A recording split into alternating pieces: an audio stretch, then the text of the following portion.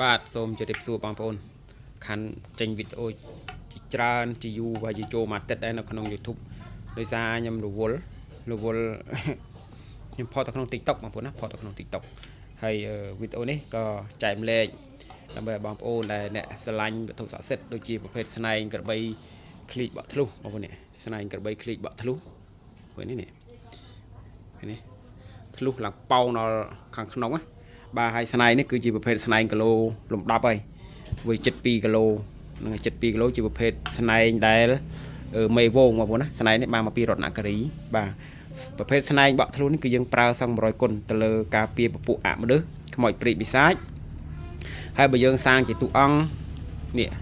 ព្រះកបាមតិនេះគឺយើងប្រើដល់សឹកសង្គ្រាមនិងប្រើខាងបន្សាបនៅជាមុនខ្មៅអំពើអំពន់ផងដែរបាទអញ្ចឹងស្នែងឃ្លីកបក់ធ្លុះនេះពិបាករបងប្អូនពិបាករហើយក៏មានតម្លៃថ្លៃដែរបាទមានតម្លៃថ្លៃវាមកគូដែលខ្ញុំទិញហ្នឹងមកគូដែលខ្ញុំទិញហ្នឹងស្មើនឹងខ្ញុំទិញខ្នាយតាន់បានមួយចំហៀងបងប្អូនខ្នាយតាន់របស់ខ្មែរយើងពីមុនខ្ញុំទិញមួយចំហៀង1000ជាងបាទដូចមួយនេះគឺខ្ញុំទិញមួយចំហៀងហ្នឹងវាចូល6លានជាងបងប្អូន6លាន50មួយដើមហ្នឹងអញ្ចឹងស្នែងឃ្លីកបក់ធ្លុះនេះមកគូនេះក៏1000ជាងដែរសួរថាមិនក៏ថ្លៃម្លេះបាទនេះចំពោះអ្នកដែលគេគោរពអ្នកស្រឡាញ់តម្លៃហ្នឹងគឺមិនថ្លៃទេសំខាន់ទៅលើរបស់ហ្នឹងសុទ្ធឬក៏คล้ายคล้ายបើរបស់ហ្នឹងសុទ្ធឬក៏คล้ายคล้ายហ្នឹងបានគេពិចារណាតែបើថារបស់ហ្នឹងសុទ្ធហើយលុយរកបានតែរបស់រកអត់បានទេដើម្បីយកមកការពារផ្ទះសម្បែងដើម្បីយកមកគោរពបាទហើយប្រភេទខ្នាយរបស់ខ្ញុំនេះដោយបងប្អូនបានឃើញបាទ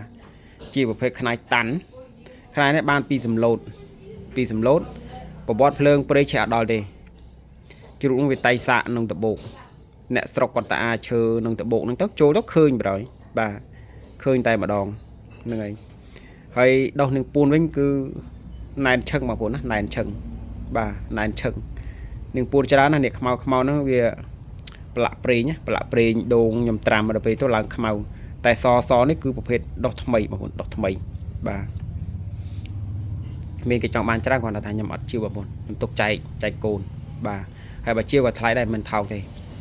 ហើយមួយនេះបានពីអូសោមមួយនេះក៏មានប្រវត្តិដែរបាទប្រវត្តិបាញ់ណាបងប្អូនខ្នាយហ្នឹងគេដាក់គេពាក់អាវឲ្យគេបតោងឲ្យគេសាក់បាញ់បាទអញ្ចឹងនេះបាទអញ្ចឹងរបស់ខ្លះល្អរកអត់បានទេបងប្អូនអស់ហើយទឹកដីស្រុកវារវែងពោធិ៍សាត់នេះខ្ញុំនិយាយទៅខ្ញុំរកមុនគេខ្ញុំរកតាំងពីឆ្នាំ2017ក្នុង YouTube ខ្ញុំផុសមុនគេក្នុង YouTube បងប្អូនបាទទៅមករយៈក្រោយនេះសម្បូរអ្នកផុសច្រើនបាទផុសច្រើនអាហ្នឹងជាការរស់ស៊ីព្រោះមនុស្សយើងមិនអាចហាមឃាត់ការរស់ស៊ីរបស់អ្នកដតីបានទេនិយាយគេរកអីរកបានរកទៅអញ្ចឹងបងប្អូនបាទហើយជំងាកមកចម្លាក់យើងវិញចម្លាក់សាងពីស្នែងខ្មៅបក់ធ្លុះមានប្រពុតឈ្នះមាសនិងព្រះកបាមតិនេះគឺយើងប្រើហាងការពារអំពើអំពន់ហើយនឹងប្រើហាងសឹកសង្គ្រាមបាទហើយខ្សែដៃយើងបានសាងឆ្លាស់គ្នាច្រើនបងប្អូនបាទខ្សែដៃគឺយើងសាងមាន10លីនិង12លីសាងពីស្នែងឃ្លីកបក់ធ្លុះខ្មៅបក់ធ្លុះបងប្អូនបាទសនេះគឺឃ្លីកបក់ធ្លុះ2ក្បាលណាឆ្លាស់គ្នាបងប្អូនឃ្លីកបក់ធ្លុះ2ក្បាលឆ្លាស់គ្នាហើយខ្មៅបក់ធ្លុះ2ក្បាលអញ្ចឹងខ្សែដៃមួយខ្សែហ្នឹងគឺយើងប្រើស្នែងដល់4ក្បាលធ្វើបាទស្នែងដល់4ក្បាលធ្វើហើយនិយាយពីទឹកដៃគឺស្អាតណាបងប្អូនស្អាតយើងពាក់ទៅប្រើហាងស្នែផងប្រើហាងការពារផងបាទយើងមានមួយអង្គឬក៏មានខ្សែដៃដាក់តាមខ្លួនទៅដល់កន្លែងពពួកអមនុស្សកន្លែងណាដែលពួកនឹងនៅតាមផ្លូវឲ្យត្រូវនឹងយើងជួបគ្រោះថ្នាក់វាអាចបញ្ជៀសគ្រោះយើងបានបាទហ្នឹងហើយនេះស្អាតណាស់បងប្អូនបាទព្រះកបាមតិនេះយើងប្រើហាងសឹកសង្គ្រាមហ៎បងប្អូនបាទសឹកសង្គ្រាមហ៎ហ្នឹងចាស់ពីដើមគឺគាត់ប្រើព្រះកំចាយនិងព្រះបិទមុខខាងចូលសមរភូមិខាងសឹកសង្គ្រាមតែបើក្មេងៗឥឡូវខ្ញុំមិនដឹងថាគាត់ប្រើអីទេពួកក្មេងៗខ្លះគាត់អត់ជឿគាត់ប្រមាថទៅវិញបាទតែដល់ពេលគាត់ទល់ច្រកបានគាត់រករបស់ហើយបាទមួយរយៈមុនខ្ញុំចែកឲ្យទៅទាហានច្រើនហ្នឹងហើយខែមុននេះខ្ញុំចែកឲ្យទៅទាហានខាងថ្មដាខ្ញុំនេះគឺ10អង្គ11អង្គទៅដល់ខាងស្ទឹងត្រែងបាទ